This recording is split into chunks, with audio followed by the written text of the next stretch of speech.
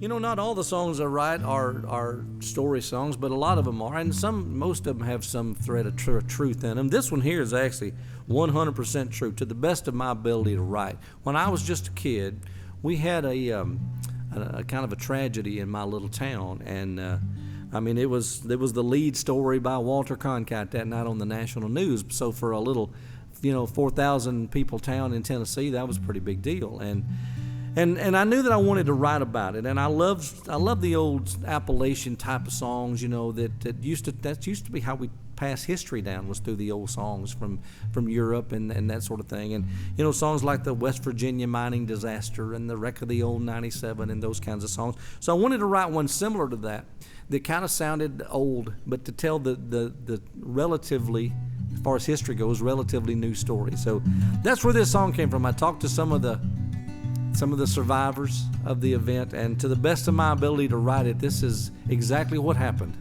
and I'll share it with you tonight. One night in February in 1978,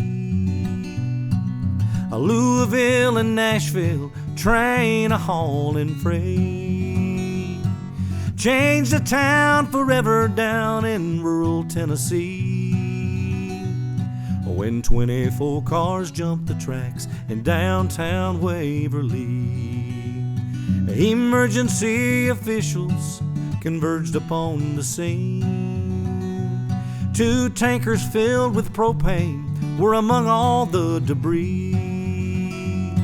They shut off gas and power in that area of town, and trying to keep the tankers cool, they had them watered down.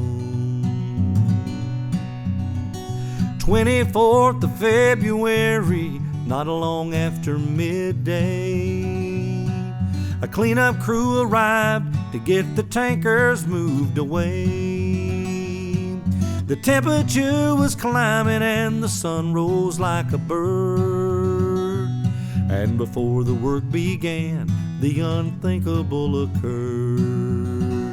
You could see the smoke and fire from many miles away. The city and her people still wear the scars today. The fires of hell came calling, and the devil got his due. And 16 people lost their lives the day the tanker blew. Dozens more good people were injured from the blast. Businesses and houses were turned to smoke and ash. The fire chief and police chief were among the precious lost, and you can't put a price tag on the carnage or the cost. Today in downtown Waverly, a train car stands alone.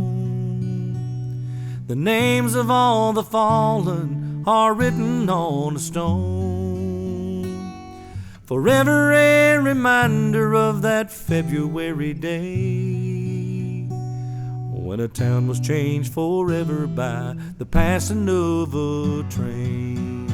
You could see the smoke and fire from many miles away. The city and her people still wear the scars today. The fires of hell came calling, and the devil got his due. And 16 people lost their lives the day the tanker blew. 16 good people lost their lives the day the tanker blew.